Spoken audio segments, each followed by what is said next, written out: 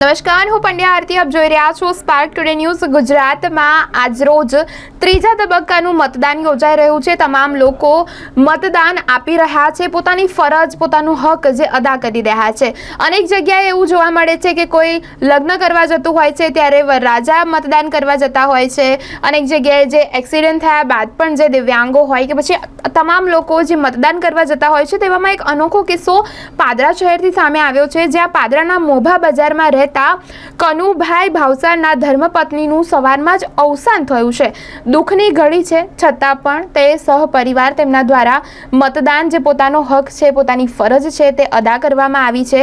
સવારમાં જ તેમના ધર્મપત્ની સરોજબેનનું અવસાન થયું, છતાં પણ આ દુઃખની ઘડીમાં પણ જે કહી શકાય કે વિધિ પતાવીને તેમના દ્વારા મતદાન કરવામાં આવ્યું છે અને ફરજ બચાવી તમામ લોકોને સંદેશો પણ પાઠવવામાં આવ્યો છે કે અચૂક મતદાન કરવું જોઈએ. આજે અમારા પાદરા તાલુકાના મોભા રોડ ગામમાં કનુભાઈ નગીનભાઈ ભાવસાર તેમના ધર્મપત્નીનું મરણ થયેલ છે. તેમનો પાર્થિવ દેહ તેમના ઘરમાં છે અને તેમ છતાં પણ તેમને મતદાનમાં અને મતદાનની પ્રક્રિયામાં ભાગ લીધો છે. આ આખા દેશ માટે અને આપણા દેશની અંદર દરેક મતદાર માટે એક આ જાગૃતિનો વિષય છે. દરેકે 100% મતદાન કરવું જોઈએ. જે રીતે કનુભાઈએ અને એમના પરિવારે કર્યું છે એ રીતે મતદાન સૌએ કરવું જોઈએ.